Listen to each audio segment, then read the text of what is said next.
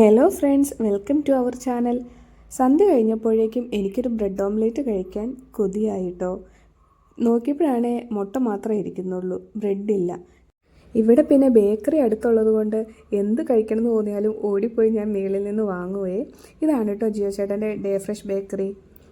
കട്ടപ്പനയിൽ നിന്നും ഇരട്ടയാർ പോകുന്ന വഴിയിൽ എലൈറ്റുപടിയിലാണ് കേട്ടോ ജിയോ ചേട്ടൻ്റെ ഡേ ഫ്രഷ് ബേക്കറി ഉള്ളത്.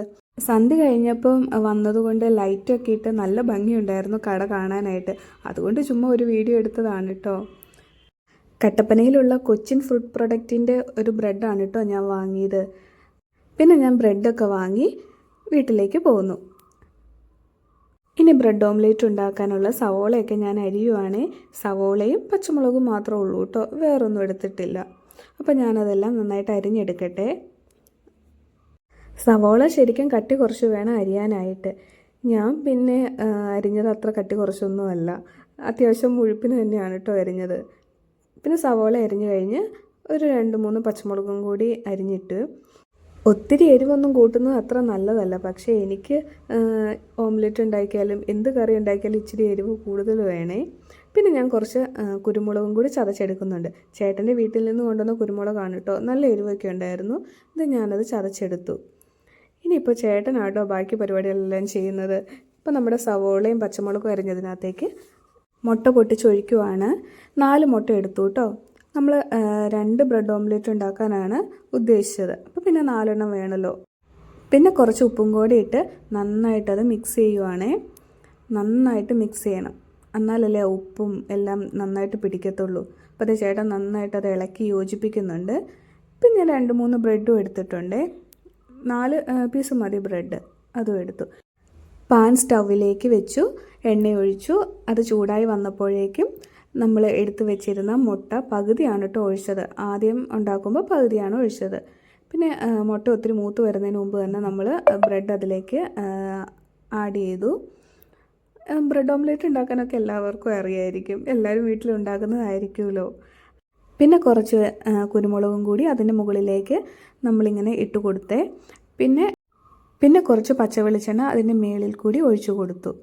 ഇനി നമുക്ക് ഈ ബ്രെഡ് ഫുള്ളായിട്ട് കവർ ചെയ്തെടുക്കണം. എന്താ ചെയ്യണം, അപ്പോൾ അത് കവർ ചെയ്തെടുക്കുന്നുണ്ട്. അടിഭാഗം കുറച്ച് ഉണങ്ങിയെന്ന് തോന്നുന്നു. ഇച്ചിരി ഫ്ലെയിം കൂടിയാണ് കേട്ടോ ഇരുന്നത്. ഈ വീഡിയോയും കൂടി എടുക്കുന്നതുകൊണ്ട് നമ്മളത്ര ശ്രദ്ധ അങ്ങ് പോയില്ല. അപ്പോൾ ഇച്ചിരി ഉണങ്ങിയിട്ടോ കുഴപ്പമൊന്നുമില്ലായിരുന്നു. എല്ലാം നന്നായിട്ട് സെറ്റായി കിട്ടിയിട്ടോ.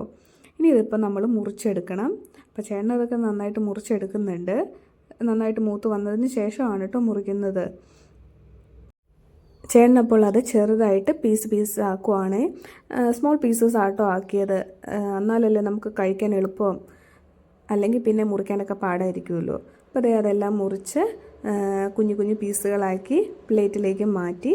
ഇനിയിപ്പോൾ നമുക്ക് ഒരു ബ്രെഡ് ഓംലെറ്റും കൂടെ ഉണ്ടാക്കണമല്ലോ. അപ്പോൾ വീണ്ടും കുറച്ച് എണ്ണ ഒഴിച്ചു. അത് ചൂടായി വന്നപ്പോഴേക്കും ബാക്കി മുട്ട കൂടി അതിലേക്ക് ഒഴിച്ചു കൊടുത്തു. ബാക്കിയൊക്കെ നമ്മൾ നേരത്തെ ചെയ്തതുപോലെ തന്നെ. ഞാനും ചേട്ടനും മുട്ടയുടെ ആൾക്കാരാണ് കേട്ടോ. ഞങ്ങൾക്ക് മുട്ട ഇല്ലാതെ പറ്റത്തില്ല. ഇറച്ചിയൊന്നും ഇല്ലെങ്കിലും കുഴപ്പമില്ല, പക്ഷേ മുട്ട ഇല്ലാതെ ഞങ്ങൾക്കൊരു ജീവിതമേ ഇല്ല കേട്ടോ. നിങ്ങൾക്ക് എല്ലാവർക്കും മുട്ടയൊക്കെ ഇഷ്ടമാണോ? ഇവിടെ ചേട്ടൻ്റെ വീട്ടിലും അതെ. ചേട്ടന് 2 അനിയന്മാരാണ് കേട്ടോ ഉള്ളത്. 2 പേർക്കും മുട്ട ഭയങ്കര ഇഷ്ടമാണ്. ഞങ്ങളൊരു മുട്ട ഫാമിലിയാണെന്ന് വേണമെങ്കിൽ പറയാം. മുട്ട കൊണ്ടുള്ള എന്ത് സാധനമാണെങ്കിലും ഞാൻ കഴിക്കും കേട്ടോ. എനിക്ക് ഭയങ്കര ഇഷ്ടമാണ്. അതിപ്പോൾ മുട്ട ബജി ആണെങ്കിലും എന്താണെങ്കിലും എനിക്ക് ഭയങ്കര ഇഷ്ടമാണ് കേട്ടോ. ഇവിടെ എന്നും തന്നെ മുട്ട കാണുകയും ചെയ്യും. ഇറച്ചി മീനും ഒക്കെ വാങ്ങിക്കുന്നത് കുറവാണെങ്കിലും മുട്ട എല്ലാ ദിവസവും വീട്ടിൽ കാണുവേ. അപ്പോൾ നമ്മുടെ അടുത്ത ബ്രെഡ് ഓംലെറ്റും സെറ്റായിട്ടുണ്ട്. ഇനി അത് നമ്മൾ മുറിച്ചെടുക്കുവാണ് കേട്ടോ. മറ്റേതിൻ്റെ അത്രയും മൂത്തിട്ടില്ല. ഇത് കുറച്ച് മൂപ്പ് കുറച്ചാണ് കേട്ടോ എടുത്തത്. ഇനിയിപ്പം ചേട്ടനത് മുറിച്ചെടുക്കുന്നുണ്ട്. ചെറിയ പീസാക്കി തന്നെ ആട്ടോ മുറിക്കുന്നത്. ഒരു പീസ് താഴെ പോയി കേട്ടോ, മുറിച്ച്. അങ്ങനെ നമ്മൾ ആ ബ്രെഡ് ഓംലെറ്റും പീസാക്കി പ്ലേറ്റിലേക്ക് മാറ്റുവാണ്. അപ്പോൾ നമ്മുടെ ബ്രെഡ് ഓംലെറ്റ് റെഡി ആയിട്ടുണ്ട്.